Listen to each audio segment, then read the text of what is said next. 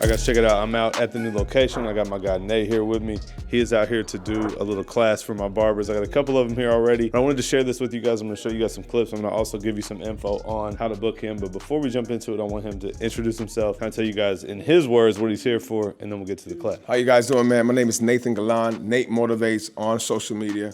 And what I'm looking to do today, man, is just provide value. And that value is going to contain if you're a barber looking to kickstart your career, whether you're a beginning barber or an experienced barber, and you're just looking for that next vote, you know what I mean, just to get you to the next level. That's what I'm here to just drop some knowledge on. Or maybe you're a brand new barbershop like this barbershop is, and you need some marketing strategies as far as how to get new people in these seats and how to keep these chairs spinning. Then I'm going to teach you on that. I took a barbershop that almost got shut down, or was shut down for 2 months, and within 1 year's time, we were able to scale up to 11 barbers, all making some very good income.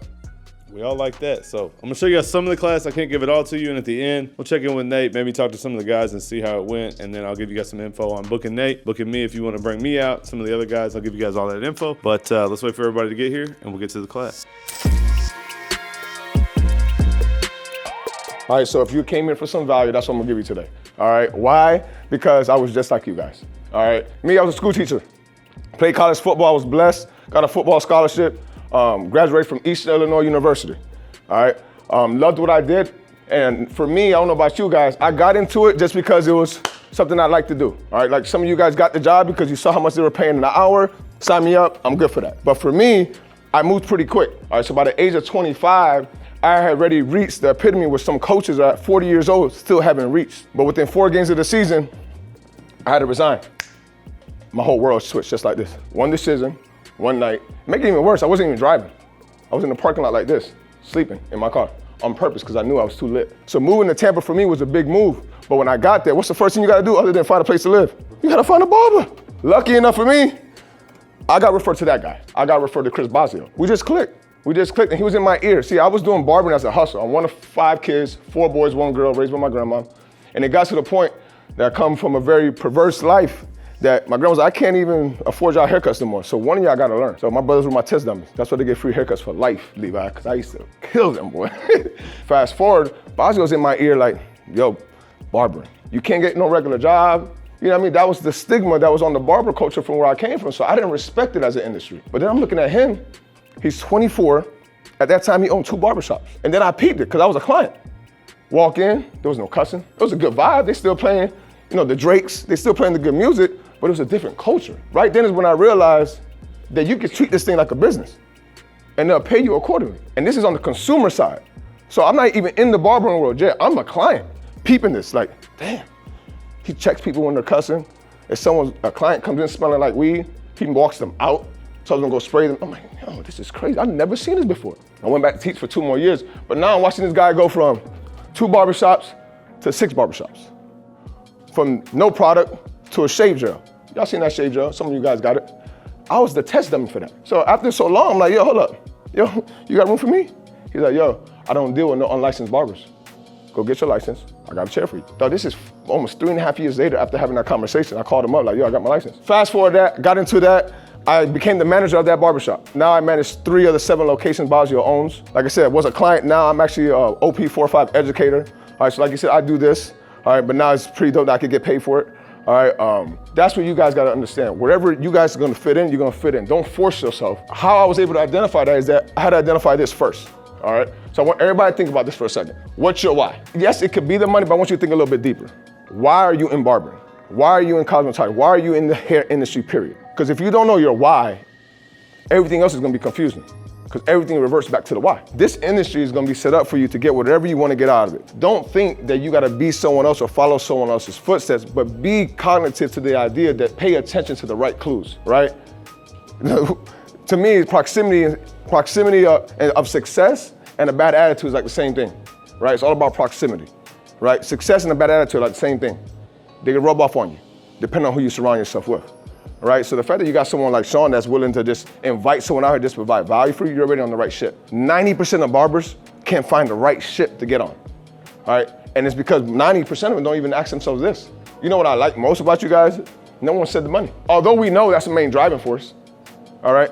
but no one really said money. So these are gonna be my 3 pillars of what I'm gonna focus on, of what it looks like to kickstart your barbering career. I don't care if you've been doing this for a while, if you're still in school, all these are gonna be able to apply for you. These are gonna be my 3 pillars I jump on: how to market your business, all right, and then how to scale and achieve financial freedom, all right, because at the end of all be all, I don't know about you guys, my goal wasn't to depend on barbering for my money. I wanna keep cutting hair because I want to, not because I have to. First things first, how to find the right barbershop. For me, it's reputation and clientele, all right? And then location accessibility. As soon as I came here, I'm like, we preach, find a location that's next to an anchor store. Anybody heard of an anchor store? Anchor store is a store that everybody knows. You guys have a plethora of these right here. I'm just looking around, I'm like, you got Longhorn, you got Raising Cane's, I haven't seen one of them in a minute, all right? And I'm looking Starbucks out of all people, and then you got a major highway right there, money. You know what we got in my Sun Lake location? We got a 1 road.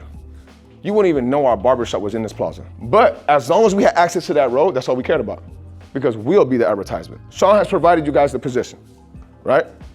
It's up to you guys to maximize the opportunity. Truth be telling, all right? You ain't gotta raise your hand, but I want you guys to think this. How many of you guys are actually booked the way you wanna be booked? Then I want you to ask yourself, have you went as this far? See, for me, I didn't have enough pride versus my bank account. That's one thing I had to understand very clearly. Shit, I put 9 years in my life to make 37.5. Then after getting that awakening, I went and did my research and found out how much would a teacher make in 20 years? 20 years. Anybody wanna guess how much I would've been making as a teacher? $62,000. 20 years of my life if I stay signed up to that. Shit, I made 60 in a part of a city that I never even lived in Tampa, by year 2 in barbering. Again, that's not to toot my own horn, but I was willing to do the small things. This kid now averages $1,100 a week. This guy's making the most money he's made in his 10-year career now. That guy just so happens to be him. And again, it doesn't matter, but he was humble enough to relearn a process. But then once you start making the money, you start having to roll in, what are you gonna do with the money? I was in a very bad situation when it came to this, in the sense of this. Everything was kind of my personal account, everything. Business, good nights with my homeboys, eating out, boo friend, all coming out one account, sole proprietor.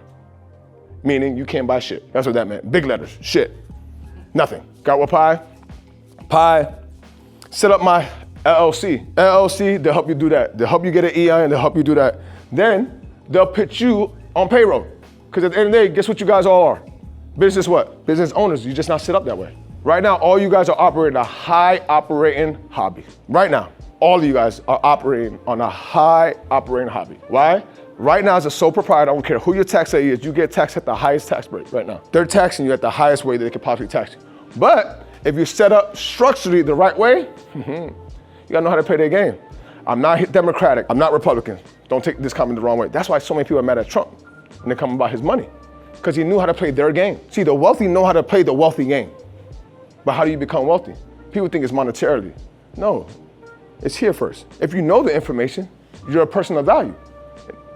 You become even more valuable when you put that into motion, all right? So again, education, credit repair, finances, but all that to say this, man, I really appreciate you guys letting me do this, man. This is something I'm extremely passionate about. I'm like I said, what we were able to do in our location is what really gave me an extra jolt and belief in myself that there's more people that need this, all right? You guys are in a great position, man. What I would hate for you guys to do is squander this. Take advantage of this, man. I'm telling you right now, there's people that would be praying to be in your position, man. You see guys moving here, all right? Just because you moved here and you don't have no clientele, doesn't mean you shouldn't be booked. 6 of my barbers, all from out of state, within the year, they're making at least $1,200, $1,500 to $2,000 a week. And that's at $25 and $35 a haircut at our shop, all right? We're not so much worried about pricing, we're worried about experience. Because what I've learned to understand is this, people don't give a damn what I got clients to this day that don't even know what my price is. They just pay what they feel I'm valued at. All right, I charge 40 and 50, my average ticket out the door is 67 though. Literally had one of my clients for the last 5 years just ask me, bro, what is your price? Just ask me that on Friday. And what is your price? But he's been paying me $75 for the last 3-4 years. So don't get so caught up on price, get caught up on what you're providing them. Are you providing them experience? Are they gonna remember you? All right, and more importantly, do this as a team, man. I'm telling you, the shit moves so much faster. You wanna go fast, go by yourself. You wanna go far, you go with a team. But yeah, man, I appreciate you guys. You guys, any questions that you guys didn't want to ask out loud, you guys come holler at me. I'm gonna hang out for a little while, man. I know we'll probably grab some drinks and wings if you guys got time, but I appreciate you guys, man. Thank you. All right, 3, 2, 1. All right, guys, check it out. So I totally forgot to record an outro after the class, but it went super well. My guys left super inspired, asked tons of questions, exactly what I was wanting out of the class.